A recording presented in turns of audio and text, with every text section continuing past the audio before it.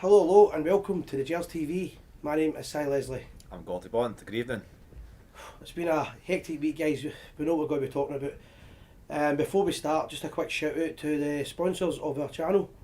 Maxwell at the heart of it, and for your petrol needs anywhere in Northern Ireland, these are the people. Don't just do petrol though. Sandwiches, lottery tickets, anything you want. Name it.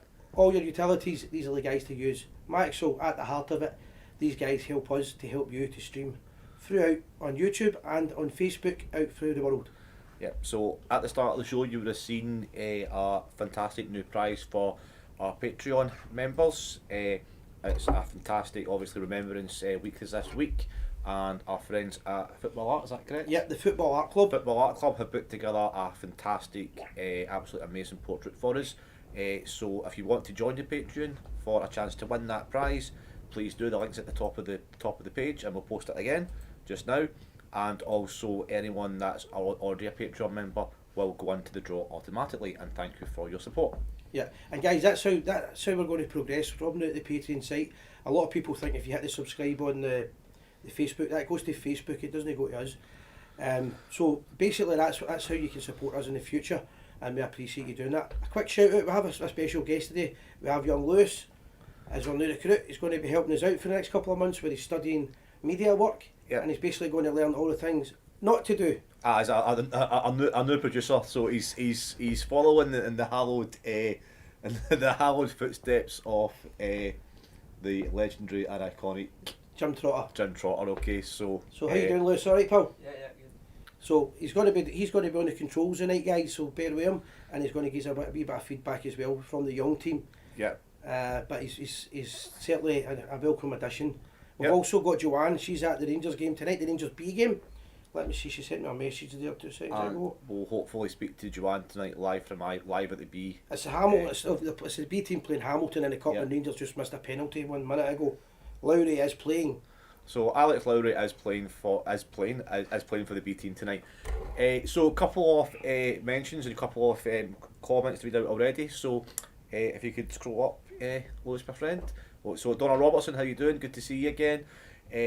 Somebody's watching from Limavady. Not sure that is. Limavady, it's next to Coleraine in Northern Ireland, Okay. and I know the Rangers club well. Yes, so hopefully we'll be there on a world tour next year. Yep. Mark Aitken, how you doing? Neil Reid from my favourite city of Toronto. Hopefully be there on a tour next year as well. Yeah, for the NASA convention. Only full home nations. Are you doing a video tomorrow? Don't know yet. We'll do one after the game anyway, but I don't know Yeah. before it. It's going to be quite hostile, so I don't know if I want to do a fan video because the fans are a wee bit upset, and I don't Yeah. blame them. So Hi Joanne, there's Joanne there. There's Joanne. Joanne, we're going to get Hi, you a guys. call later on as well. She's live at the game, Yeah. the Rangers B Cup. Joanne is Hi. our roving reporter. I was wondering when you mentioned Roman there. So let's just get straight into it, okay? Right, before we start, I've got a quick call going to come in from Craig Houston from the Sons of Oh Struth. yes, that's right. Sorry. He's a busy man tonight, but he's going to quickly call because he's doing the Sons of Struth have got a new initiative, and I want to kind of quickly mention it. Okay. So So we'll get a wee call in a wee for second. anyone that doesn't know who Craig We'll Houston get a wee is, call in a second, just answer it when it comes up, right? So Craig basically runs the Sons of Struth, and what's happening is he now runs the Sons of Struth Football Academy, so we're going to get me tell you a wee bit about it. We've focused on it before, and it's for young Rangers supporters and young football fans all in general to basically, no matter how good a skill level they're at, to get involved with football and learn the game with the backing in the Sons of Struth, called after the legendary Rangers manager. yeah, absolutely. A lot of new commenters tonight. So if you're just new to the show, thanks for joining us. What's the number again? I forgot number 312 on it. Oh, aye. I know you're the right man for the job, Si. That's what you see, all these years' experience. I always use it, but doesn't know his own phone number. Please, while we're waiting for Craig to phone us, please like and share. Yeah, as many likes as we can get as possible, yeah. and many shares. We will start to talk about obviously the game at the weekend. Unfortunately, St Johnstone. Yeah. I think we're just trying to delay that as long as possible. I don't know, but we will get to that. I keep taking a number to try to type it. Very Schoolboy shortly. error. In the meantime, guys, it's our 150th anniversary dinner on Friday.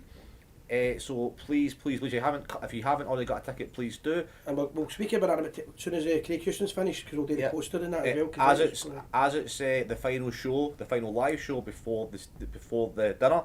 anyone that messages the show tonight for a ticket, the first 10 people that share the page and then message us to get a ticket will receive 2 tickets for the price of 1. So if you're watching the show and you want to come along to Ibrox on Friday night, you'll meet Marvin Andrews, match, dugout access, marble staircase, trophy room access, etc. And we're doing the dinner is sold out, but Rangers have graciously given us another table. So if you message the show, the first 10 people to message the show will get 2 tickets for the price of 1. So, and that's just a thank you for watching the Gers TV in the last since the last 12 months. Okay, so please get involved in that. It's going to be a hot meal. Marvin Andrews, Jim Denny, Tom Purdy, David Herdall speaking, and we've got the trophy room, pitch side, dugout access, and when you enter Ibrox, you'll be up the marble staircase. So it's going to be absolutely fantastic. Okay, so there we go. There's a wee message about it there. Okay.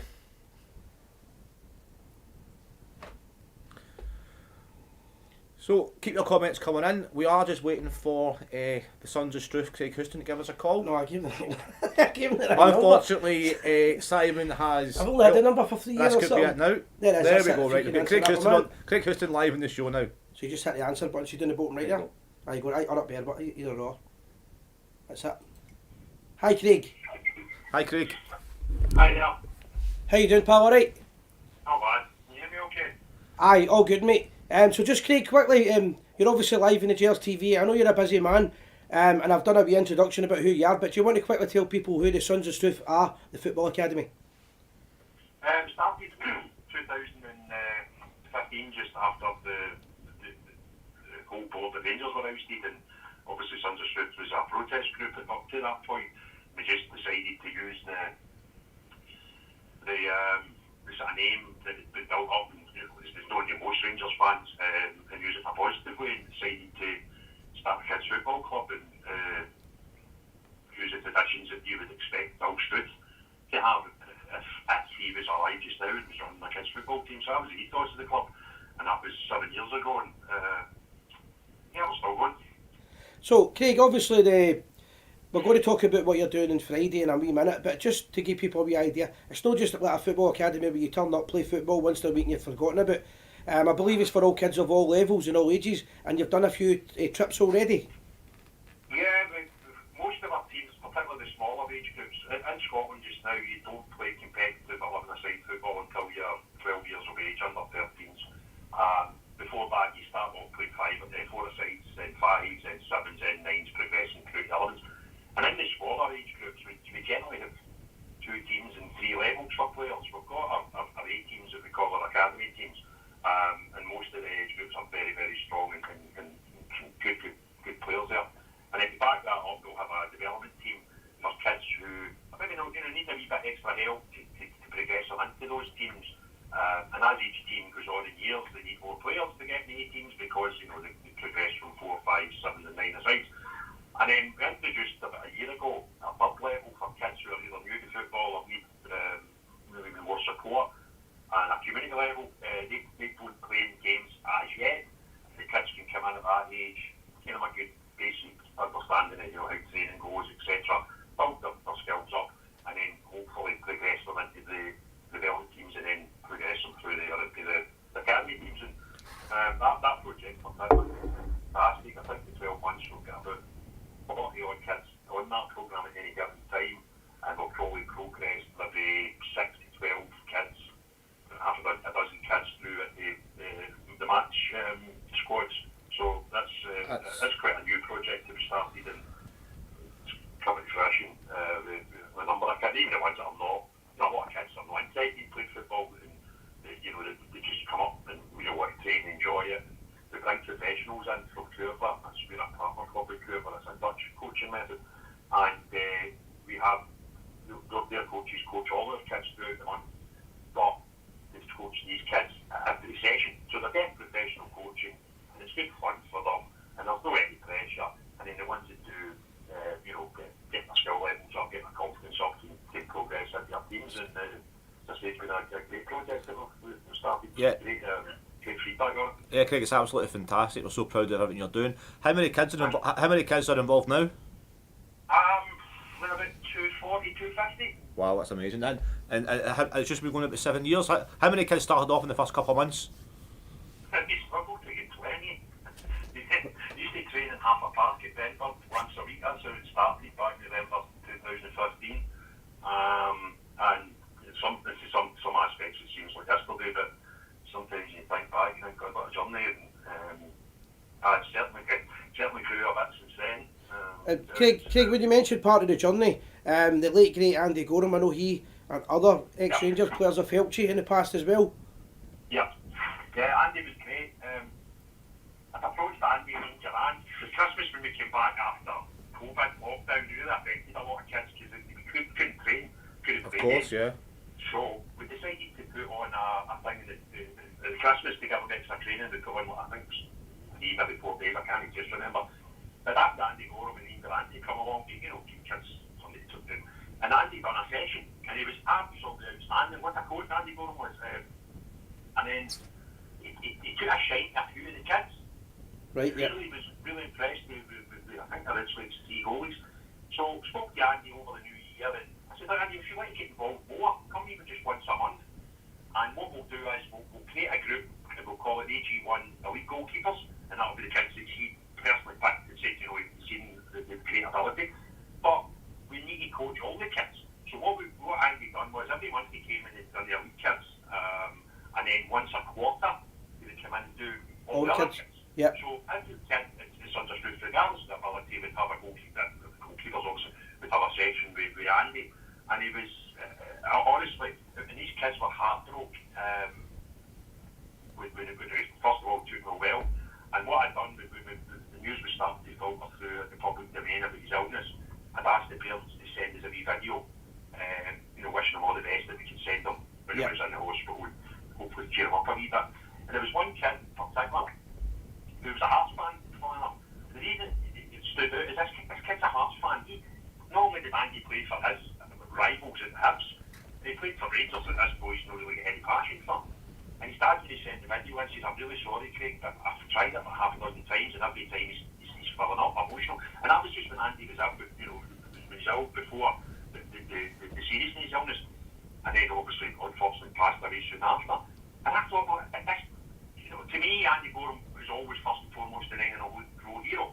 But to this kid, it was Andy Gorham's coach. Aye. And he was so upset. His mentor. Aye. No memory or no, passion for Andy Gorham's, outstanding career at Rangers or his early career at Hibs. Nothing whatsoever. He supports Hearts. But that boy was just so upset. Andy had spent maybe a year and a half coaching this kid, and he was so upset. And what the kids do now is all the goalkeepers now have got a wee goalie club that says AG1 on it. Oh, nice. That emblem on their strips, just to remember him. And one of the older goalies, an under-16 goalkeeper, who Andy had a real good time for, kids are great for the player. And he actually asked personally if he could get WWAD on his strip. Right. And what did that mean? And I'm trying to figure it out. From him, because what it means to him is, what would Andy do? Right, aye, good. He goes in, he's got WWA on his chest, and he's got the AG1 on the back, I think, it has stuff at the net. And that's how much he meant to these kids. It was to me and to you guys, it's just Andy Gorham, the 9 in a row guy. But to these kids, he was probably, even the ones that won the goalies, he would spend time and signing gloves, signing boots and floaties every time he would turn up.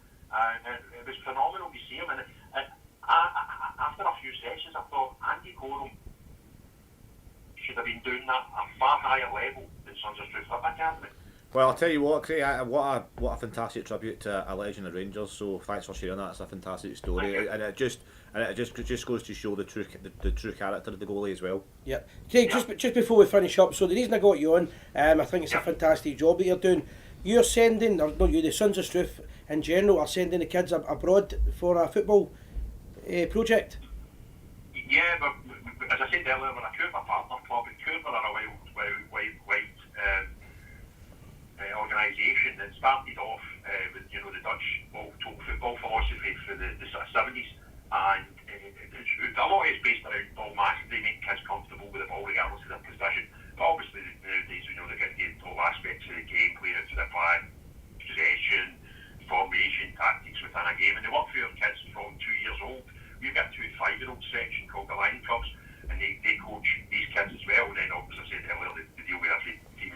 normally get one session a month with Cuba. And that's how we've been out to Benfica in the past. We've got a tie, they're a partner of Benfica, and that's let us Amazing. start having a relationship with Benfica. We've had kids out there, the club's been out there. We chatted on a plane last September, 225 kids out there for a day. And that's with Cuba. So it's the Cuba Cup in Sweden, it's in Helsingborg, and they've got players and teams from the Cuba network, from Norway, Sweden, Denmark, Holland, Iceland, ourselves. They do lots of things for clubs, but they also do things for individuals. They've got select teams from Scotland who are kids that are some of them are pro youth, and they're going out to represent Cuba Scotland. We're sending 2 teams out as well, and we fly out Friday, games Saturday, Sunday, come home and Monday. The only problem we've got is the guy who is the top man and is one of the head coaches for Cuba is a great boy, mad Celtic fan. And he keeps reminding me that Henrik Larsson was born in Helsingborg, and apparently there's a statue. Right, He's threatened to take me on the Monday to that statue to get some photos, but I'm not so sure that will happen. But I'll maybe find myself busy on the Monday, you know. Aye, no, listen, it's a great story. Just before we finish, Craig, can you just quickly tell us if any parents are watching just now, they want to get involved for next season or whatever, how would they get a hold of you? Very easy. Either get a phone number to you and I'll do it. But the most easy way for people to contact is through the Facebook page. Our Facebook page is very active, and just message the page, we'll sort it out. But on that note, one of our teams are now struggling for numbers just now, and that's the 07s, and they're under 16s, and they always, as the kids get older, they always get drop-offs as they become teenagers and stuff. So they're needing some bodies just now. So we're open to any kid between 2 and up to kids born in 07.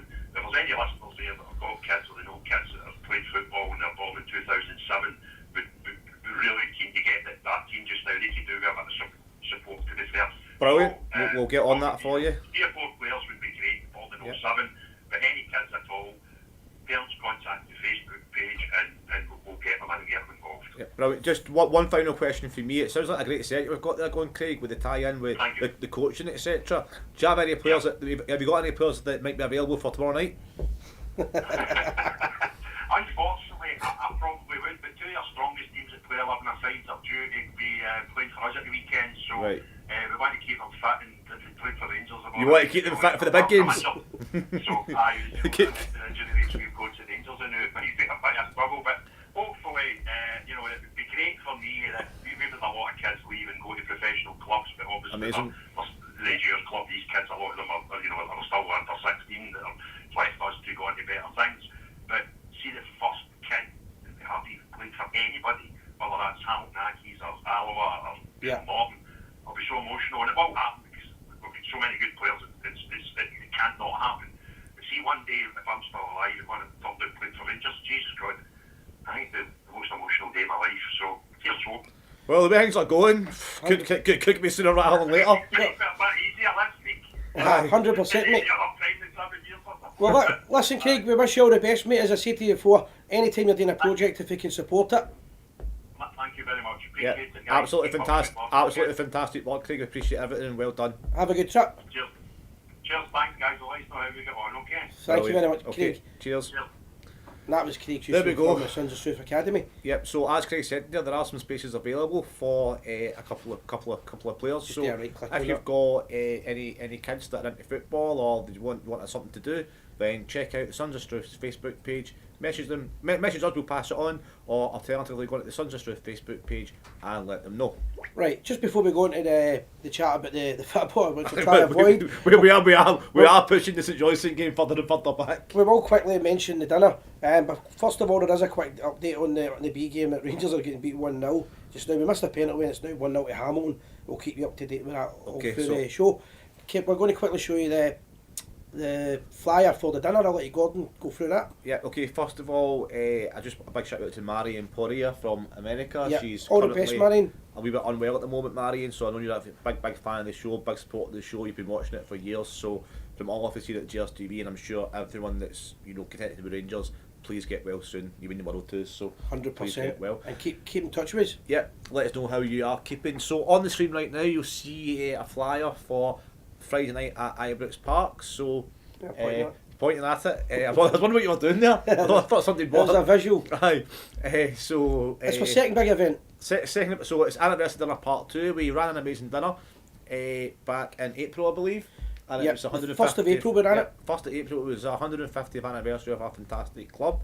It's sold out, so we are back by popular demand. On Friday night, you'll get, when you arrive at Ibrox, you'll be up the marble staircase. All the suites will be open for a nice wee pinter show before the dinner starts. You'll get a fantastic meal. We've got some great speakers. We've got Marvin Andrews, we've got the historian David Herd, Tom Purdy, and we've got Cup Winners' Cup squad member Jim Denny, who featured in the amazing cup run all the way through 1972, who's got some fantastic stories to tell. Tickets are £45, but as a thank you for anyone watching the Gers TV, the first 10 people to message the show tonight for a ticket will get 2 for the price of 1. We are sold out, but Rangers are very kindly let us add another table. So anyone to message the show between now and the finish of the show will get 2 tickets for the price of 1. So it's going to be an absolutely fantastic night. So please get involved. 100%. Well, one of the things about the dinner, or two of the things about it, is we being swap back now. We basically said we made a plea with Rangers at the start of the season that Rangers should do more for the fans and for the club to celebrate it. And if you're going to ask other people to do stuff, you have to do it yourself. So we've put on, so far, this will be our second event in Ibrox Stadium. It gives the average fan at a very decent price the chance to visit the various parts of the stadium, to enjoy the finer side of the footballing club. Yep. As well as that, the speakers, you're getting to sit with them. It's not one of these events where the speakers won't get to meet, you won't get to meet the speakers. You'll be held back. Everybody will be treated equally. You'll get a good chat.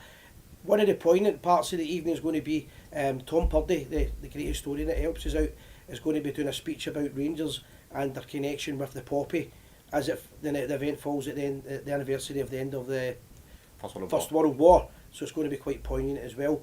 As well as that, we're also doing a third project that we haven't really spoke about because it's not finished yet, but we're actually in the process of having a film made, a short movie as a tribute to Rangers' 150th anniversary, and part of that will be filmed at the dinner on Friday night, so you might even get a wee cameo. You might even be immortalised in a movie about Rangers. So we thought the club would have done a lot more, but we've worked on this for the last 6 months with a few students.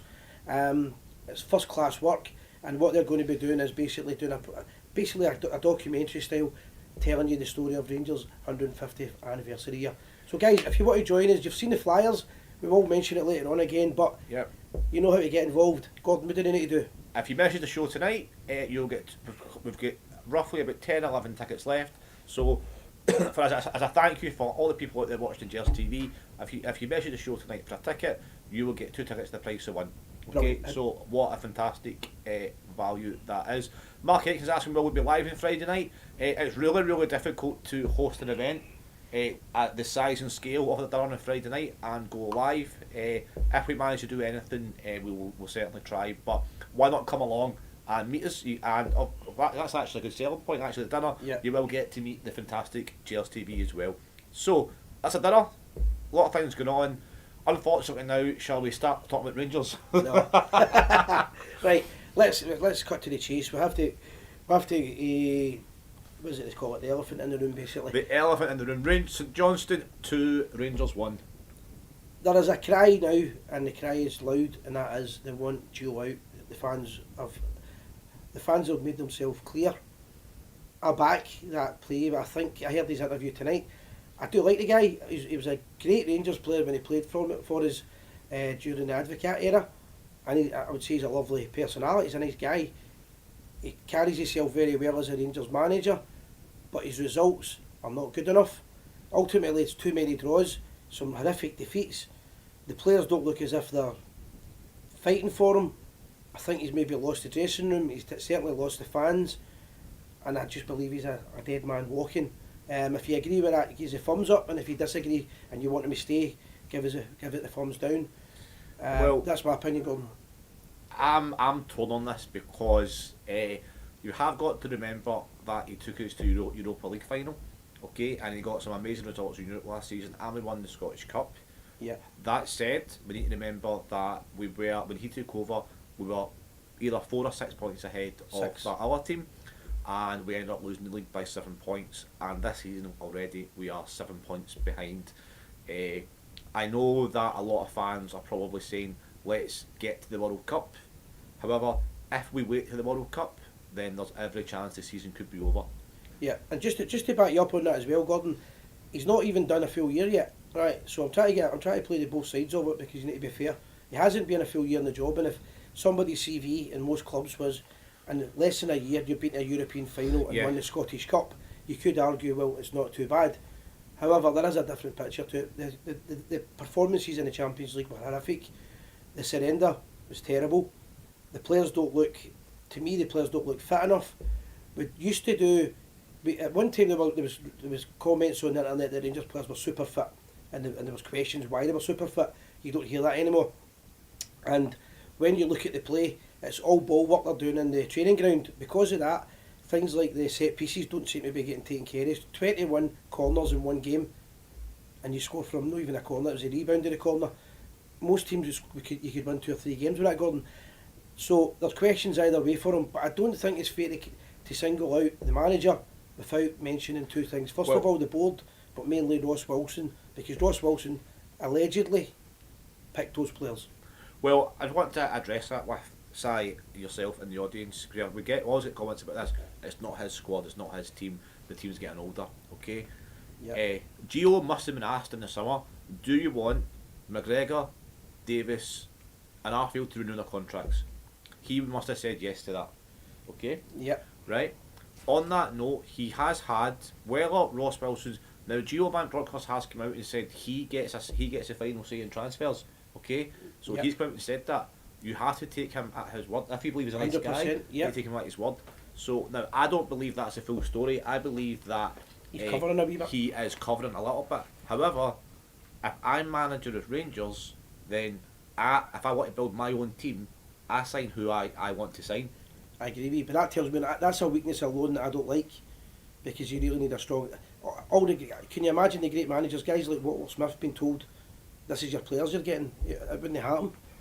Football has changed a lot in the last 10, Yeah. 20 years, where you do have these titles like Director of Football and Sporting Director and Chief Executive, etc., etc. So we need to acknowledge there has been a change in nature of football. Yeah. And people like Ross Wilson at any club, whether it's down south or up here, they do have a big say with the board, because that's their remit to negotiate some contracts, etc. However, if you're manager of Rangers and you know the pressure is to win the league every season, and if you accept what you're given by a sporting director, then for me that sums it up. However, I do think that he'll get to the end of the season. Whether that's right or wrong is for you guys to decide, but I think that's the plan. Well, I'll ask you a question and I'll fire it back to you, Gordon. What if the worst, the dreaded, happens tomorrow night and we don't get the 3 points? Do you still stand by that? I'm not giving I'm not giving you my own personal opinion right now. What I'm saying is it's my belief that the board will stick with him till the end of the season, no matter what. No matter what, right, so that's a fair enough comment. The reason why is because if they're not prepared to spend a lot of money at Rangers, they're certainly not prepared to spend to give it back. to give contract terminations, and you'd have to terminate 3 or 4, the manager, 3 or 4 coaches' contracts. You're talking about like £4 or £5 million for that, and right now, there's a black hole in the money's way, and I know it's a terrible reason to keep a manager on. No, I agree with but you. That's that's the case. That's my biggest fear, because I heard the press conference just before I picked you up tonight, and I was listening to the one that Mark Dingwall done with Follow. Some of the comments that Gio says in the last few months is terrifying.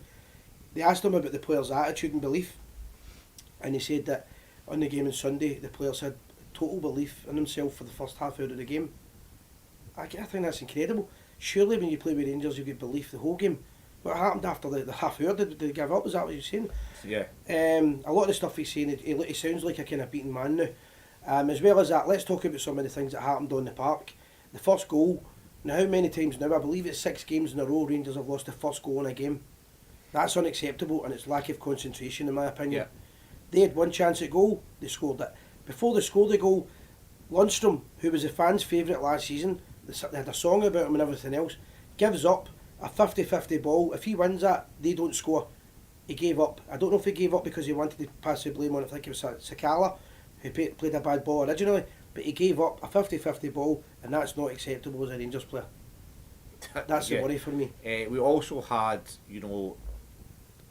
double figure shots on target, double figure shots on goals.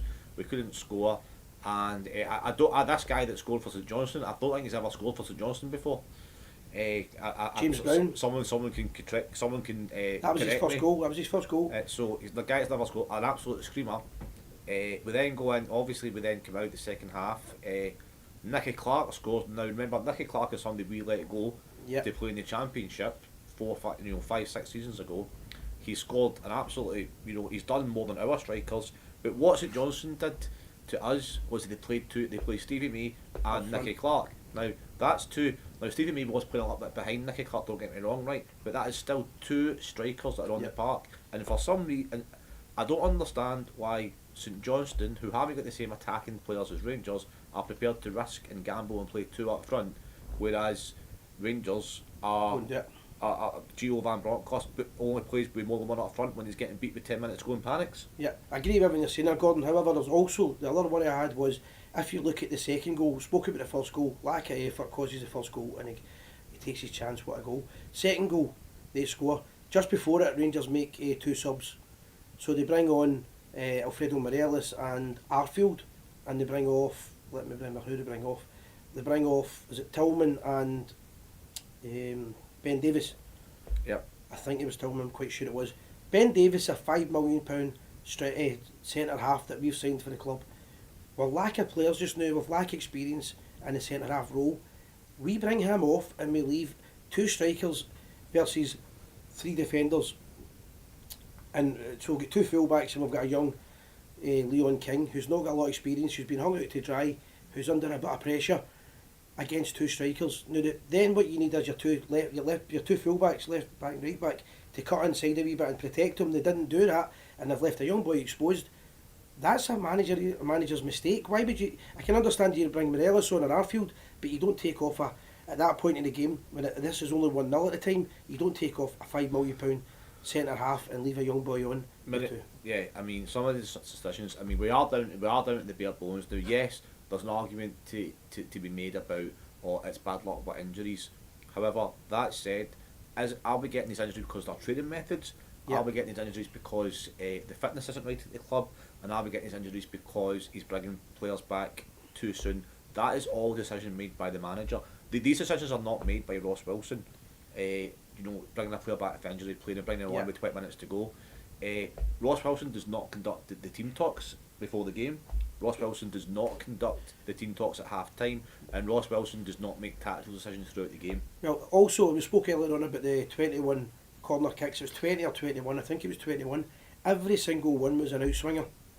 So that tells me they don't practice that in training. So what are they doing in training? It was just under Steven Gerrard. Now Steven Gerrard left under a cloud and whatever, and I don't want to open up that can of worms, but we had specific coaches for specific things.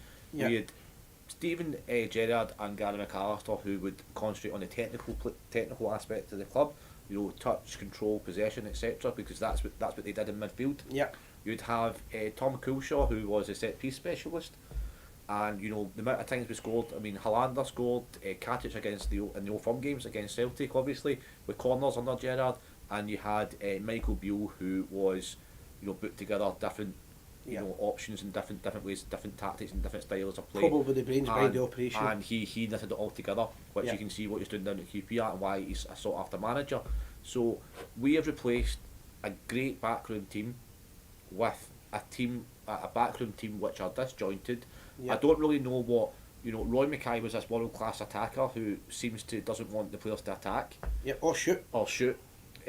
You've got we don't seem to be doing set pieces properly or practicing set pieces, and as far as I'm aware, we don't do a lot of fitness work at the club either. I've been led to believe in the last week now that the fitness has been left to the players after training to do their own fitness routine.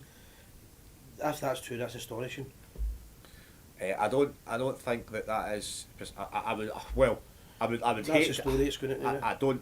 I would hate to believe that was the case. But I've also another thing we told for quite a good authority was that at the start of the season after McGregor, the Scottish Cup final, he came on the last minute, got his applause.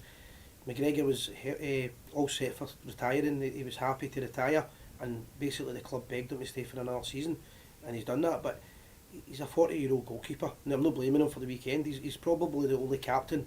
When I say captain material on the park for us at the time just now. But our midfield as well as our goalkeeper, and then we go to our midfield. Our midfield are being overrun because of 40-year-old players, guys like Stephen Davis, Arfield's getting to the end of his time, Ryan Jack, all these kind of guys. They're older players. Kamara's no kicked a ball for months. He's probably no kicked a ball since. I would argue he's no kicked a ball for Rangers really since the racist incident in Prague, Prague. in Prague. I agree. I totally agree with that. Which I don't really know the whole reason that his head been down or whatever. If his pals have left the club, but what I'm saying is the midfield just now. What we're desperate for is young, fit players with stamina, skill, ability, and obviously the will to win. Now, one of the guys is the young lad Lowry, who we've been told today is match fit. Yet he's playing in the B team tonight, and he won't feature tomorrow night. What is the manager thinking about? He would rather go with the tried and tested, and he Correct. he probably believes that experience is the way to go. But you give guys like Davis and Arfield another year's extension, in my opinion only, to have them as their characters around the dressing room. They're good experience, and they bring on the youngsters, etc. And yeah, if you need somebody like Arfield to come on, maybe a second half energy for a half. I agree with that. Scott Arfield come 20 on. minutes, half an hour. Yeah, the first game of the season, Livingston away, we won getting beat 1-0 at half time. Arfield come on for the second half and change the game. Yeah, I agree with that. And that's what you want for it. That's the kind of thing Arfield can do. As he plays week in, week out, he gets less effective. I agree with you. So 2 points I want to make on the game. After that we'll go back to yourself and let Lewis get his opinion on it as well. Yep. So I'm going to throw this idea to everyone. Right, first of all, the horseshoe, I think that's a tactic they call it, that Giovanni Van Bronckhorst plays. So basically the tactic is we play the ball from goalkeeper to the left back to the centre halves, to the right back, up the wing, back down to the right back down and right to a shoehorn, up to the left wing or opposite way of doing it. You get up the wing and you cross the ball in and you try and score. You've been listening to Talk Sport again, haven't you, Si? No, that's what they've been doing, right? And I was reading a fine-year blog. The horseshoe. That's what it's called. It was a fine-year blog that's been come out, and that's what they call it. That's his style of play. And if you actually think that's what they do, they pass it around that kind of horseshoe. It's been found out. Yes, it worked for 5 or 6 months. It got us to a European final. We know all that. David Martindale told you, I know how to play against Rangers. We spoke about this at the weekend as well, Gordon. I spoke about with my brother, Mark. It was almost as if that St Johnstone were happy to knock the ball out for a corner. It's almost as if they knew if they knocked it out for a corner, Rangers would do an outswinger. The outswinger would get lapped up by their defence and knocked out. Yeah, They're too predictable. Yeah, so any scout that's watched Rangers in the last couple of months will say that, and they'll go, right, there's less chance of them scoring for a corner kick than there is for open play, so hit the ball. Corners. Aye. Quite frightening. And last point I'm going to make on it, and I'll pass on to you after that. Alfredo Morelos came on as a sub, and I genuinely don't know if he even kicked the ball. His head was down. He made runs. He actually made runs away for the box. Yeah, that's not the Morelos that we had last. See the Morelos that scored over in Rotterdam when he was at his peak of his career. That's a shadow of the player that we've got just now. Rumours again are going about because he gets sent off at Easter Road that him and Gio don't speak anymore because of the fallout of it. The contract's stopped. All I know is Morelos has down tools, and every bit of good work he's done in the past has been slowly dismantled. Yeah, the longer he goes with his performances at the moment, the harder Young it Lewis is is to here. I'll just ask him quickly. the harder it is to remember the good. What's your opinion on everything we said there? I think honestly, I think we have a good squad of players. Like I do believe the recruitment could be better, but I don't see why a good manager can get an organised system out of the players that we have and to compete with quality wise. We've got some excellent players. I mean, coming back we'll have Goldson, Hadji, some really quality players that if we get a manager that can organise, maybe we can start getting results and pick up a cup or something. Maybe the league isn't done, but I think right now the focus should be on the manager rather than the recruitment. Yeah. Okay, brilliant point. Okay, well said as well. The frightening thing is I've never seen so many people all wanting the manager to be replaced. No, I've not heard anybody with a bad word about him. They just, enough is enough. Thank God. I think that's the best description. I mean, it just goes back. I mean, football's a results-driven business. Yeah. And the results haven't been good enough. I've said on this show, from the moment Gio was brought in, that if you look back over his career, his away record is not great. And yeah, we got a couple of wins. We've had a few wins this season away from home, but you know, we were lucky to beat Livingston the first game of the season. We've lost against St Johnstone away. We've drawn against Hibs. Okay, Morelos come in and get sent off, and we've obviously lost at Parkhead. So that's not when we're only in November. That's not good enough. Yep. And just to back Lewis up, I agree that we've got I don't think we've got a top quality squad, but we've got a squad. We've got players like Tavernier, Yep. Lundstrom, Kent, They've Morelos, certainly, we know they've got the ability. They got to a European final. On their day are very, very good players. Yeah. But you know, you always want your club to move forward, and the question you ask yourself is: after a year under Gio, have we moved forward? Have we stood still, or have we moved back? And then you take your answer for there. Yeah, and one of the problems you get is people say, "Oh, they were in a European final." Look where we were 10 years ago. See, this kind of chat, it doesn't progress the argument, because the bottom line is right now Rangers are 7 points behind Celtic in the league. That is simply unacceptable. We should be building on last season's progression, Yeah. not using it as an excuse not to do well this season. You can't justify losing the league by, you know, let's just say the league we lose the league by 7 points, right? Obviously we hope we don't, and I'm sure we won't. But if we do, you can't justify that by saying, oh well, we got to the European final last season. And it doesn't matter, 100%. So what we'll do is we'll open the calls up if anybody wants to give us a wee call. Yeah. Obviously, don't forget, guys, that we have our dinner on Friday night. We are advertising it quite a lot tonight because it's only a few days to go. Remember that. It's 106 miles to Chicago. We've got a full tank of gas, half a pack of cigarettes. It's dark, and we're wearing sunglasses. The Gers TV. Hit it.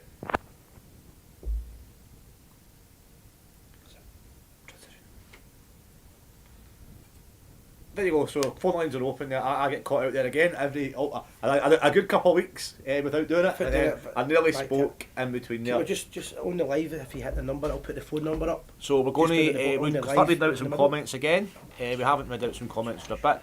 While doing that, we've got Carol phoning in. Evening, Carol. How are we? Carol. Wait a minute. Right, that's me. Bit your radio off. I'm fine. Schoolboy, you do this every week, Carol. I know. I know. My mute's not working. Your what's not working, sorry? The mute on the telly's not working. Oh, right. I thought you said your mouth's not working. I thought you said he's mute. You can't call him that anymore. Oh, God. You know, I'm sick of hearing about this Giovanni Van Bronckhorst. Yeah, we are sick talking about it. See, we keep getting back, you know, but we go to a European final. The excuse they gave before was they all get complacent after winning 55. A bad workman always blames his tools. He's not blaming his tools. We're blaming his tools for him. Yeah. And the team aren't working. It's the same team. If he can't get a tune out of it, he's not much of a manager. Yeah. That's my opinion. Well, first of all, Carol, thank you very much for your gifts that you sent up to us. Aye, that's alright, sire. I couldn't get them Friday night because I had about 6 or 7 pints in the afternoon. I got and a couple in the hotel and then I fell asleep. I came all the way through to see you. Saturday morning. I know, I missed you. I called before I went home. I got the phone call from you, and just for anybody that drinks the Bristol Bar will know the story here. Carol phones me up and says, "Hi, Si, I've met a pal of yours called Wee Vinny." And he went, "I'm almost time for a pint." And I went, "No chance, right? This is not going to happen. If he's Wee Vinny, he's not going to make Friday night." But anyway, we turned up to get you, we missed you, but we did get your gift, Carol. Thanks for that, mate. Yeah. You're welcome, Si. So, My missus says hi and all. how you doing? Hello, Mrs. Carol. Aye, Gordon. She wants to see you in your long john singing again. Well, if we take any videos on Friday night, you might get a wee treat. Well, you never know. Aye. That's really good, but I'm getting sick of the Rangers business. Too much the same. I mean, you're saying a manager's got to drop players and playing bad. And Yeah. they come out with that idea about Lowry. I think it's disgusting I agree. that he's not even in the squad. You know? Yeah, it's crazy. We're crying out for that little bit of you know, youthfulness, that creativity, that energy, and we'll play Arfield tomorrow. All I see, no, he Probably. doesn't fancy Sakala. He doesn't fancy this. That's not right. Oh, by the He's a way, manager. Sakala's out now. He's out for the I next know. till I know. December I now. seen the game on Sunday for my troubles of driving home fast. All right, Si, I'll let you go. Enjoy your weekend. Enjoy your dinner. Thanks Well, very do much, pal. mate. Cheers. Don't get heartburn. Try not to. Hope no. We're still getting Zantac. Well, all the best for Amora. 2-1 in the Gers. Okay. Hope so. Well, 2 own goals. Or 3 own goals will be. right. Cheers, All the mate. best, pal. Take Cheers. care. Thanks. Bye bye. So there we go. That's That was Carl. I always pronounce it Carol, Carol, aye. which is unfortunately it's Carl. We'll bring the messages believe. up. We'll just catch up with the comments as well. Yeah, so we've got a lot of comments. So apologies not reading them out, but obviously we have a few things to say about the St John's Gio's game. tactical style is killing Rangers. Teams know exactly how to play against Rangers.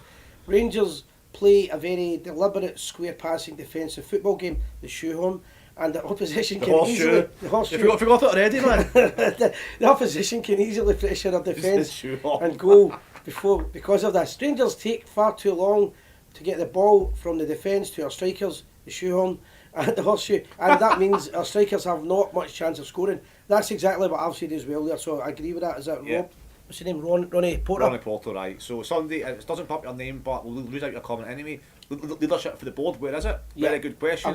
We'll speak about that in a wee minute anyway, we've because the AGM's coming up. AGM's coming up. We've seen, or we maybe do a live show before, I know it's World Cup, we maybe do a live show before the AGM, but leadership... Standing outside, it's Aye, leadership for the board, very, very good question. You know, we had all the directors at Perth at St Johnstone on Sunday. They must have seen that players like Tillman didn't kick the ball, Matondo came on, didn't kick the ball. Well, a quick question for you, Gordon, or Lewis, if you need to know the answer to this at any of yours. When was the last time you heard our chairman speaking to the fans? Because that's leadership. Closest we got to it was a few months ago, where the vice chairman John Bennett came Yeah, out and he said, came out. everything's fine. Was that the video that was released? Or? Yeah. Yeah. He told us everything was fine. He told us it's the best squad that he's in his memory, is that something like that? Or the Yeah. last 20 years, that's the best squad of players he's got. And he also said the communication isn't very good, and if you want to watch the rest of the video, it's $3.99 on the Rangers official channel. And it just seems to me that was just a way, a way to make money at Rangers, like to charge £4 for. I mean, just to be Patreon isn't even £4. No, exactly. If you to charge £4 to hear the vice chairman of Rangers just kid on everything was fine, and then somebody asked, there was a comment earlier about the announcement of a Leverkusen friendly. I think for me it's just I'm just become cynical this season, and I think it's just the World Cup's on for 3 or 4 weeks, so it's a way to get a wee money maker during the World Cup. That's the way I see it now. Yes, we are playing Hibs 4 or 5 days after the game, but for me, it's going to be 10 or £15 for a ticket, and everyone that bought a Champions League ticket should get the chance of a free ticket, because that should be the board saying, we understand it wasn't the best performances, here's something back. The other thing is, it's not going to be the Leverkusen first team, because a lot of them will be playing international with Germany at the World Cup. Not just modern day side. Well, not just Germany. Well, Yeah, whoever they play for, lots of sorry, you're teams. right. But the point I was going to make, see if Rangers play this game and we get anybody injured, the board will take some amount of abuse for it, and rightly so in my opinion, because that should be like a kind of bounce game. It's not too high intensity. We're trying to get players back, but can't afford any more injuries. Yeah. We've just been told that Sakala's now, Yeah. and Yeah. some of the players that are coming back never seem to be coming back. I don't think Suter will ever kick a ball for Rangers again, for an example. Right, so anyway, there's a comment here. I want to read this out before I forget it. I can go back up for a second. Alexander Cameron, right. I'm laughing when I see this. Just to say hi, Simon. Remember me for the good half days. Good old days. I think it's maybe the good old days. Put on Wednesday, but I think it means I put on the weight, right? I know what you're saying. All the best, Cammy, for the milk. I believe that's a great friend of mine who I haven't seen for about 15 years. Cammy, for Castle Milk. Cammy, I was driving through Rutherglen last week, and I thought to myself, I wonder if Cammy's still alive. Right, so I thought, I wonder if my Cammy's still alive. Hold on a minute, wee dog's coming up. So it's good to hear from you, pal. I hope you're well. The first time I met Cammy was when Rangers played AEK Athens over in Athens, and we went in the bus. We left on the Sunday night, and we came back on the Saturday morning, and Cammy fell asleep on the floor of the bus in the first hour, and he woke up covered in fagged outs, bottles of beer, glasses broken, and became pals ever since then. And we travelled all over Europe. So it's good to see you, mate. I hope you're doing well, and good to catch up for a beer. I'm sure it's your round. He says that to everyone. Anyway. Okay, so Skinner 1690, Kent has not been better at all. So I think what that is. So the question we said is, has the team improved or regressed for last season? And you know, again, I think I've said it every week since you came in. The first week, they released a promotional video advertising the new coaches, and the first time Roy Mackay was said to Roy Kent was circus, tricks are for the circus. Yeah, that's right. And I say it every week, and I will say it every week until he starts playing better. If you're Ryan Kent, you know, and that's the first thing the new manager, the new coach says to you, I just think it's a bad way to start things out, you know, the way things are going. So a couple of scores, I believe it's Ross County 1, Hibs 0, and it's Livy 2, Aberdeen 0. So, listen, I know... There was another score came in, was it 1 each? Sorry, just missed that. Not sure. Just up about Ross County Hibs. 1-0. 1-0. I was right, don't worry, I've got my finger on the pulse. That's not the pulse, that's Lily you've got your finger on. Oh, sorry. Wondering what it was for a second. So Andy Croy is asking us if we think that either telling us or asking us will Gio play 2 up front tomorrow. No. Well, see, if you asked me 6 weeks ago, I said aye, but you know the way Morelos is playing, maybe not. Sakala's out injured as well, so I would. Rangers are at home, so I would always play, again, modern football. You look at a lot of teams playing 2 up front, but if you're at home, you need goals. Then I don't think he will. I don't think he will, and I would like to see him doing this, and I know he won't. Is giving the lad Lovelace a chance up front, but he'll be playing tonight in the B team, so I don't imagine that will happen. So to answer your question, 20 minutes to go if Rangers are no winning. Bring on 4 strikers. Have we got 4 strikers at the moment? He'll play the 2 up front, I think, but I don't think that's his style of football. He doesn't want to change this style of football. That's his biggest mistake that he's having. He doesn't want to change, and he believes that he's going to come through it. Guys, if you want to give us a wee call, it's 0141 319 5230. Lily, stop moving. We're trying to have a professional show. Comment here. Now, unfortunately, it doesn't tell us your name, okay? Yep. But it's saying basically like Chinch is the only time Park has raised his voice, and do you know what? Right. That is probably the best comment of the night. The only time that Park has raised his voice and come out with statements and stood up for Rangers is when, correct me if I'm wrong, he stands to gain financially. Yeah, so that takes us on to the EGM, so we'll talk about the same thing. First of all, you mean in Douglas Park, not because there's 2 parks on the board, there's Graham and there's Douglas Park. 2 of the problems that you've got with having the 2 of them on it, obviously, there has been people commenting that there are no Rangers fans in that in the last couple of days. They're definitely Rangers supporters. I've known Graham for years, not as a friend, but I know who he is, and I know Douglas Park very, very slightly. Whether I like them or dislike them or that is irrelevant. They are Rangers people. However, there's the 2 boards at Ibrox. There's the business board and the dog slapper to me. Yeah, there's the business board and there's that's the dog, not me. And there's the actual board. Now, for the board to make any decisions, the business board have to agree on that. And the 2 people on the business board are Graham Park and Dougie Park, father and son. Now, Dougie Park's big thing in life is he wants his son to be the chairman of Rangers. I can understand that. If it was me, I'd probably feel that way myself. However, I would want the best man for the job on it. Right, so this is where you got the problem here. Singe versus Park is a personal thing. This is not a Rangers fight. Yeah. I mean, and the principle of it is, agreed. If Rangers have got sponsorship deals, then they should have been consulted properly before we announced that deal. But it was more because of the personal side of Park's business than it was from the Rangers side. Now, the offset of that was that Rangers won 55 title. When we won it, we came out the park with that. We've been waiting on that trophy for such a long time, and we came out with effectively a wheelbarrow because we didn't want to promote Singe with their flag in it and the wee made up flag and things like that. That's petty, but I agree 100%. That was the last time that we heard from Douglas Park addressing their support. So that's an absolutely fantastic point. But he has to address us, I believe. That's the rules as a chairman to have to address us at the AGM. What date is the AGM? 6th of December, if I remember correctly, something like that. Yep. 1st of December, 6th of December. I think it's the 6th of December. Okay. Location still to be agreed. Yep. So we will. I think we'll probably look to do a show before then, just like an anticipation for it. Yep. and we can see what questions you'd like to be asked. But I think that if Rangers are 7 or more points behind Celtic by the AGM, then the pressure on that we take action against the manager will be very, very, very high. Just trying to get an update of the scores. And I think that if results don't go away in the next couple of games, I think they may wait until the week of the AGM to make a change, and then they're talking the publicity, the PR shifts from the board to who's going to be the new manager. Yeah, no, I agree with you there. So I think what they first of all tried to do before we lost the game at the weekend, Gordon, was if they leave it to the World Cup. it to the World Cup, things die down a wee bit and they get a slightly easier run. Now through the years in the Rangers Supporters Trust, we learned how these people do things. And David Murray's old classic, that this is what I think the Rangers will do.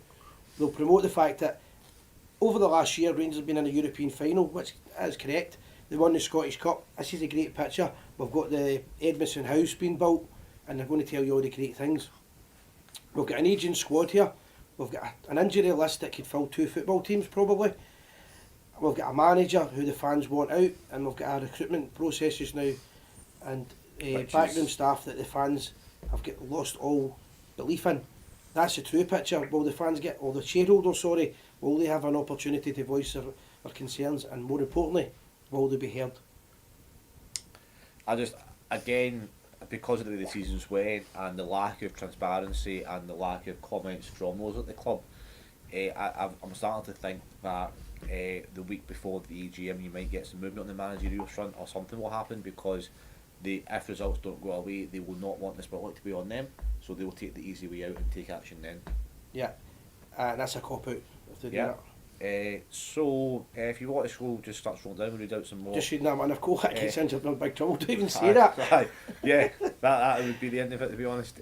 Shout out to the Lisbon Loyal, hope you're all doing well. Sue, you're right. No, I don't think it does. Sue, you're right, Lever, because we don't have a full squad, so break in. So this is a boy named Sue. Life ain't easy for a boy named Si. Hi. Skinner 690 telling you some Rangers fans in a reality check. This ain't 1990 anymore. What does that mean? I think it means that we don't have the same financial clout as 1990, or we're not as successful. Well, in 1990s we only got to run we didn't get any European finals in 1990, so I don't really know what that means, because at the end of the day you want the best for the club and you have to progress. And when we went to the Europa Cup final, I think every fan believed that we would then, next season, we would strengthen the team, we wouldn't weaken it. Yeah, Mark Aitken's asking to be live on Thursday night. What's happening Thursday night? I don't know. We can't be live every night, and we would want to be, but it's not. This is not EastEnders, unfortunately. But we want to, if we can get more people to help us out, and more people want to come on the show, then we will do more live shows and more shows. We try to get out as much content as possible, but we need you guys out there help. So we've got Lewis helping us, hopefully going forward, which is brilliant. So thank you, Lewis, for that. Anybody else wants to get involved, pop us a message. I mean, it's always great to get the support. Just a quick shout out to the people who have supported us as well, the bars over the last couple of months, the Black Bull and Canberra Lang, Oswald's Bar and the Bristol Bar mainly. Rangers supporters pubs that go their way to support the Gers TV at all times. If you get a chance, guys, give them a wee bit of support. Even if you get in for one drink with your pals at the weekend or something, see, just to remember the bars are there, because the old saying is, if you lose them, use them or you'll lose them. Yep, and with a bit of pubs and clubs closing with everything going on in the world right now, those are certainly, pubs that we don't want to lose, and they are doing fantastically well, so I don't think there's any danger of that. However, if you are in Duke Street or you're in the city centre, please go to the Bristol Bar and please go to Oswald's. Yeah, we're finishing in 10 minutes. I'm just trying to get Joanne to give us a quick call to give us an update on the B team. If you want to give us a wee call, the phone number is 0141 319 5230. Yep, so another user saying, when dinosaurs run the club, you'll be left in the dark ages. Yeah, I agree with that, but these guys that are in the club, they can't be daft. They're successful businessmen. They've went through nothing to running big businesses. Ross Wilson was really successful down south. Yeah, but we spoke about this before, Gordon, right? If the scenario is, and I believe the scenario is this case, and it'll come out at the EGM, that Douglas Park and other shareholders at the club lent the club money and they want their money back, I genuinely don't have any issue with that, and I think it's bad timing. However, sure, money thank you for doing that, and you're Yeah. welcome your money back. Absolutely. But tell Yeah. the fans, because the Be fans have been honest. told they've not made any money, and it doesn't make sense, and that's what the fans don't like. The fans don't like being asked to constantly buy strips, merchandise, overpriced, bad quality, and they're paying over the price. They're paying more money than across the city for the Champions League. A bad product we got, and then you get friendlies coming up, and it's constant, and the fans are want to know where is the money going to.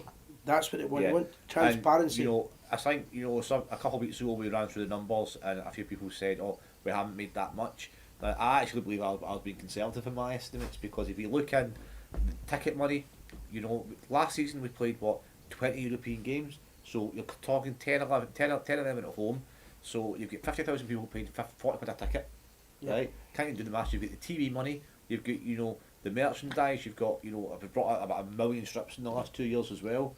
We've sold Bassey, we've sold Aribo, we've sold Patterson. We have bought in players, but we haven't spent that much money. And I think a couple of people like yourselves, and I don't mean in a bad way, but bonuses, etc.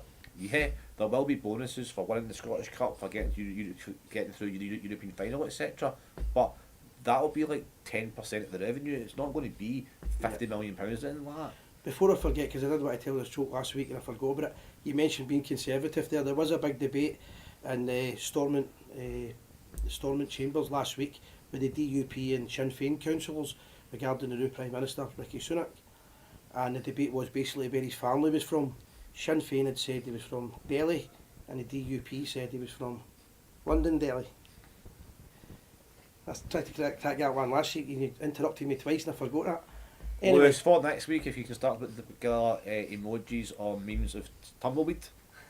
you'll get that later on, you'll be going, that's Because, very good one. because I think we started these new things added to the show. Right, Stephen So Rennie, thanks very much for that intervention, Si, there, that's brilliant. right, Trophy Day flag, what we spoke about a minute ago. Trophy Day with the flag unfurled was a shambles. Season ticket holders pumped money into getting the game to a game. Should have been a day that should have blown supporters out of their seats. A crap wee box, it's so true. A crap wee box rolled out with some flames. Massive letdown, but that's our board. Massive letdown. 100% Stephen. Mark Aitken's letting us know that Rangers are playing St Mirren away on Saturday. Now, since the last time St Mirren played, I remember the old Firm, they beat Celtic 2-0, so Yep. it's not been an easy game at all. It's not far from where I stay, like Love Street. Sorry, not Love Street anymore, but St Mirren Park is about a 5-minute walk from where I stay in Paisley. So if anyone wants to have a Gers TV party, let us know. Yep, that's because you're a fast walker. Skinner, yeah. 1690, I said just blame the manager when it's the players who have zero effort. Skinner, I don't know if you mean us, but if you listen earlier on the show, you'll hear I did mention the fact that the players have let the manager down as well, and they've basically down tools. That John Lundstrom had caused the first goal by giving up, and Alfredo Morelos hasn't kicked a ball in months. That's what I said, so I was blaming the players and the manager. Yeah, the players must shoulder some responsibility, but Gio's the manager to motivate the players. It's up to him. It's up to him to get the players fighting for him, fighting for the club. Motivational pre-game team talks, motivational half-time team talks as well. So, yeah, I agree with what you're saying, but at the same time, Skinner, the manager has to take responsibility as well. Of course, I mean, it's part of the job as being a high-profile manager. When you lose games, you risk losing your job. Yeah. Did you watch the Rabble? What's that? What is it? Did you watch? Rabble? I'm not sure. I think it's another podcast or another internet show or anything. The Celtic fans say they feel sorry for us. Okay, well, I don't know. Why would a Celtic fan be on the Rangers Rabble? well, they watch us all the time. So I don't know if you mean they phoned in or something like that. We don't know what the Rangers Rabble is. Sorry about that. on that note, I just want a quick shout out to all the Celtic fans that shared us on social media last week. It's great to get publicity, so thank you. And that was quite funny because I've just been sent an article that's been now doing the highlight. Apparently, the comment I made was actually right about the. Well, let's not We'll not go back there. into Aye, let's not the go back in ball there. boy stuff and that, but there was also a small Rangers website that was sharing Celtic content and backing them up. We won't be good down the road of slagging Rangers podcast, So, we Skinner- rise above it. Skinner 1690 is saying the league isn't over, but Skinner, so you're right, the league's not over, but you've been saying throughout the show that the defence is rotten, the players aren't playing, etc. So, yeah, I've not Well, I don't think anyone said the league's over. They've not gave up the But, league, but we're basically saying no, there's not at all. a problem with the bad performance at the weekend. We've been playing bad, and we're chatting about the do's and don'ts of it. Yeah, so a wee bit contradictory, but we welcome all your comments, so please keep them coming. But here's a question for you: under Gio, will we win the last 3 remaining Old Firm games? Yeah, because we need to win them. Yep. Hello, Faye, Queensland, Queensland, Australia, Aussie. So I'm assuming Douglas has still got a Scottish accent with the Fee. Hello, from Queensland, Aussie. He's furnished with a French flag to highlight the fact he's for Australia. So thanks for that. Get out, mate. We find it hard to actually read the comments. We both need glasses, and you're putting up. I know it's red, white, and blue, right? But you're putting up French flags saying you're from Australia. Obviously, my brain's just went into overdrive there. Douglas Blackhurst, good to have you on the show. Hopefully, we shall. If your night is over for a World Tour next year, we'll sort up at Queensland as well as Toronto, etc. Stop off at Thailand, Bangkok for the convention. Just throwing that out there. Mark 8, this guy's Sports on TV 2025, looking at what you've heard. That was 5:30 kickoff. So Mark, the bottom line is we've tried all sorts of kickoff times in Scotland over the last 10 years to, satisfy the TV audiences. We've had Friday night football, we've had Sunday afternoon football, we've had Saturday morning football, Sunday morning football, Monday night football, So Wednesday just to night get an football. answer to that, right? Because I don't know if you remember this, right? This was when this all first started. There was one of the kickoffs that they used to do, right? I think this is about 15 years ago now, maybe longer. And I'm sure it was Sky. There used to be one where normally Rangers or Celtic. So if Rangers played at Ibrox, the game was 3 o'clock on a Saturday, and it finished obviously 4:45. And I think at 6:30, the other team, Celtic, would have played, and that was live on TV. And then a week later, it would be the opposite. So the 2 games were on a Saturday, and it was one after the other. So you got basically in the pub, everybody really, even though they said they wouldn't, everybody watched it. I remember that. I'm sure Rangers won the league that season. That happened. I think they stopped it because the people were boozing too much. They were staying in the pub all day after the games and nights and enjoying themselves. But I like the idea of something like that because I believe football should be played on a Saturday. Yep. Somebody's laughing at my joke. I think. Good. Or they're mentioning the fact that I think it's the French flag to highlight the. No, it's no. It's my joke. No, I don't think it is, mate. Or maybe it was because I really, in fact, I'll be strong with that. Say I really don't think it is. Maybe because aerobical training passed away, they were mentioning Kraken. I don't know. Okay, that's fine. So, Aaron Tennant's asking, how do you become the chairperson? Is the person that's a major shareholder, or are you selected? You need to be the majority shareholder, but I think you are elected. I think you are elected AGM. Not because I think Dave King's the majority shareholder of Rangers, but I don't think he has a percentage of the rest of them. I think you have the vote of the rest of them. So what happens is, it goes to a vote, and the person that can secure the backing of different shareholders. So Dave King has the most shares, but he doesn't have the most of all the shares amalgamated. Yeah, so basically, if you've got someone like Dave King, let's just say I don't know how many shares he's got. I took a photo of the share percentage. Let's just say he's got 25% of the shares. If nobody else backs Dave King, then he won't have the support of the shareholders, so therefore he won't be elected. Whereas, what you're saying is right, but so Dave King and Club 1872 shares are together. Yeah. And I think all the other shareholders are with Dougie Park.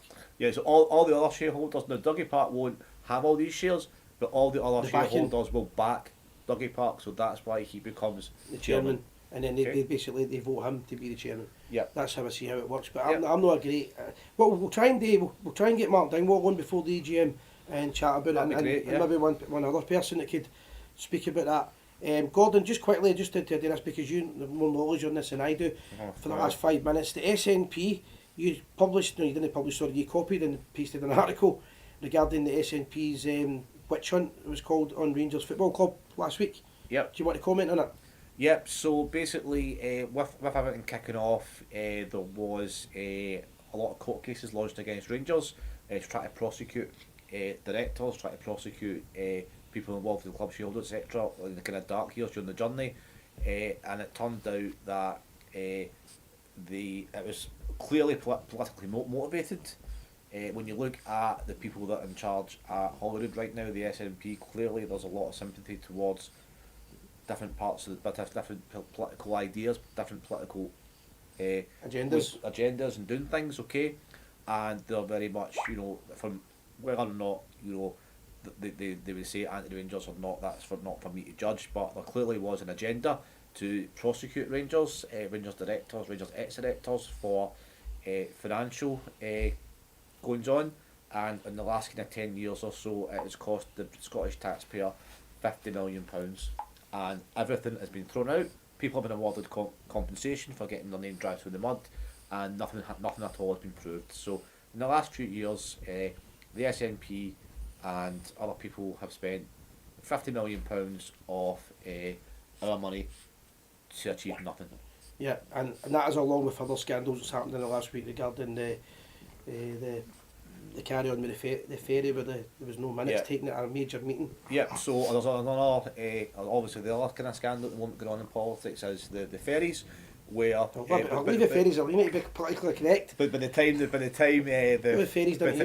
ferries are completed, they will actually be obsolete. Yeah. And they've done so well that instead of actually having portholes, they've drawn windows. So I seen that bit. I thought that was a joke. But No. Right. So this is so people in charge of the country without. I need to do a whole show on this. I think, but so they've not designed ferries with portholes.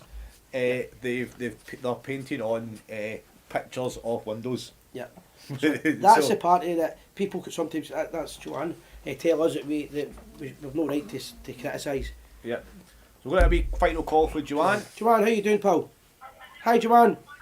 Hi, Joanne. Hello, Si. How's it going? Hi, Gordon's here as well. You I'm alright? young Lewis. You alright? Gordon. Hi, Joanne. Nice, You alright? Nice to hear from you. Sorry about the delay there. It was just we've been a lot there from Hamilton. So what's the final score? Is it finished? Not finished yet. But another 10 minutes or so still to go. Still 1-0 to Hamilton. 3-0 now. Oh God. They just scored just there. I was going to ask how we playing, but it sounds pretty sounds pretty ominous. It's the boy, young boy that Loveless. He's for his age. He's playing extremely well, to be honest. He's going to be a big asset, I think. Yeah, we've mentioned him tonight, so yeah. Lowry's not having the best innings. He doesn't even look interested anymore. Right. Okay, can you blame him for not getting a chance at the first team? Yeah, that doesn't look good. He got injured with the B team as well, so maybe that's probably the scared reason. to get injured, aye. So, Yeah, he's possibly just not bothering after being dropped for tomorrow, and he's not happy. I don't be happy either, but enough. all right. So tell us the good news then. Friday night, anybody going to their dinner? They can go into Oswald's for a wee bevy first. Yes, from whatever time they sit. Opens on 11 o'clock.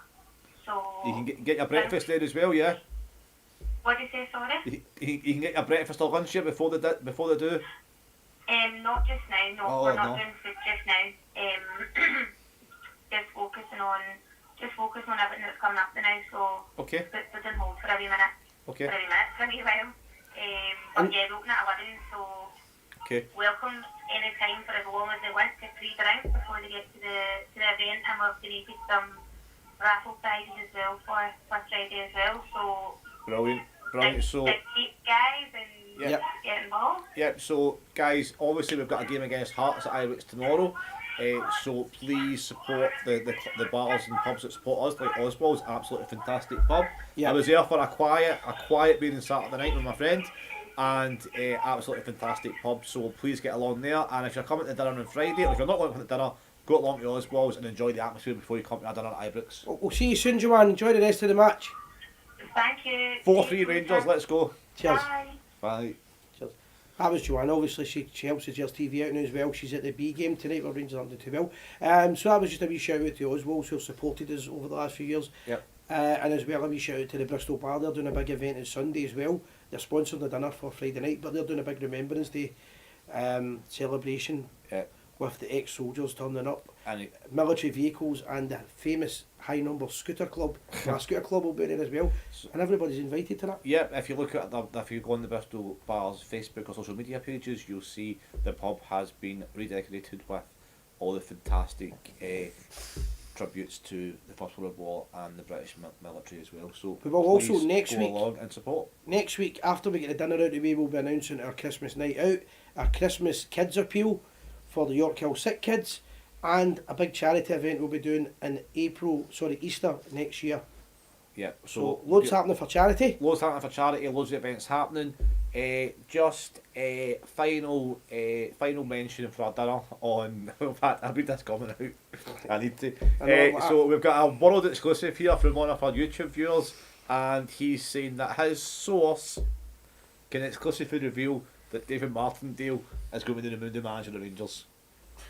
After the World Cup, decent appointment in my books. We are the people. If So- you're right, come on the show Yeah. next when it happens and let us know. If you're right, then please tell us who's going to win the Grand National and the lottery numbers for the next 6 months, because that is some good. If your source is right, then hats off to you, sir. Final. Marion, we will be bringing the toast back, but the problem we've got just now is I do the driving, and I like a wee bevy. Once I have one, I have 2 or 3, and I can't do that. I'm not had any. Before I forget, big shout out to Donna Robertson's grandson Calvin, I believe. It's his birthday. Birthday on Friday, 9 years of age. We'll just double check I've got the name right, because it'd be terrible if I haven't. Calvin, happy birthday on Friday, young sir. Hopefully Rangers can do you proud over the next couple of games and get a couple of wins. I know Donna will have you supporting the Teddy Bears. So A wee reminder, first of all, we've got the dinner on Friday. If anybody wants to win a chance to get tickets, yep. So basically, That's a good price. we've literally got 9 or 10 tickets left for the dinner on Friday. We've had to add an extra table. Once more, final time you'll hear me say this is that when you come along, doors open at 6 p.m. You'll go up the marble staircase. You'll get a visit to the trophy room as well, all open until 10 o'clock. There'll be pitchside dugout access as well. We've got some fantastic speakers. We've got the iconic Marvin Andrews, who will keep believing. keep us believing, Well, we're certainly. winning that. It's Friday night. Aye, Keep we've believing got, and a bit of whiskey. great friend of the show, David Tell's going to give us a talk on Rangers. Yeah. Tom Purdy as well, and we've got a guy that doesn't get enough credit, Jim Denny, who was part of the squad that went right to the 1972 Winners' Cup. 7 and hours in beat- Ibrox Stadium as and well. beat Drinking. Dynamo Moscow. So So- and we've got the night. We've got 7 hours at Ibrox. So full access to Ibrox for 7 hours. If you message the show of tonight, or you message the page in the next couple of days, then we will give you, as a thank you for watching the Gers TV, we will do 2 tickets at the price of 1. So there you go. You don't get offers like that every day. So for £45, you've got all that for 2 people plus a hot meal. Yeah. Meal. And the thing about that as well is we'll be releasing the highlight of the. We've not finished the video yet, but we've got a small short film being made about Rangers' 150th anniversary, and that'll be shown on the night. So you'll be the first ones to see most of it, and some of the filming takes place, as I said. So you might even be in it. And if you don't agree with anything Simon said the whole night about Gio Man Bronckhorst and the players, you can challenge me on the night. Challenge me on the night and buy me a beer. And if you want to congratulate me on my opinions and say I'm right, then please do. Mark Aitken, final comment of the night for you.